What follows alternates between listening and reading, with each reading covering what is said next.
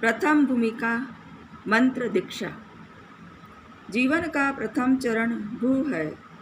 व्यक्तिगत तथा सामाजिक व्यवहार में जो अनेक गुत्थियाँ, उलझने, कठिनाइयाँ आती हैं, उन सबका सुलझाव इन अक्षरों में दी हुई शिक्षा से होता है। सांसारिक जीवन का कोई भी कठिन प्रश्न ऐसा नहीं है जिनका उत्तर और उपाय उन अक्षरों में न हो। इस रहस्यमय व्यावहारिक ज्ञान की अपने उपयुक्त व्याख्या कराने के लिए जिस गुरु की आवश्यकता होती है उसे आचार्य कहते हैं। आचार्य मंत्र दीक्षा देते हैं। मंत्र का अर्थ है विचार, तर्क, प्रमाण, अवसर, स्थिति पर विचार करते हुए आचार्य अपने शिष्य को समय समय पर ऐसे सुझाव, सलाह, उपदेश गायत्री मंत्र की शिक्षाओं के आधार पर देते हैं जिनसे उसकी विभिन्न समस्याओं का पथ प्रशस्त होता चले। यह प्रथम भूमिका है। इसे भू क्षेत्र कहते हैं। इस क्षेत्र के शिष्य को आचार्य द्वारा मंत्र दीक्षा दी जाती है।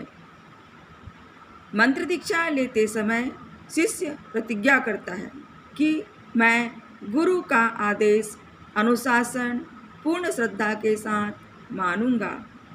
समय समय पर उनकी सलाह से अपनी जीवन नीति निर्धारित करूंगा। अपनी सभी भूलें निष्कपट रूप से उन पर प्रकट कर दिया करूंगा। आचार्य शिष्य को मंत्र का अर्थ समझाता है और माता गायत्री को यज्ञोपवीत रूप से देता है। शिष्य देव भाव से आचार्य का पूजन करता है और गुरु पूजा के लिए उन्हें वस्त्र, आभूषण, पात्र, भोजन, दक्षिणा आदि सामर्थ्य अनुसार भेंट करता है।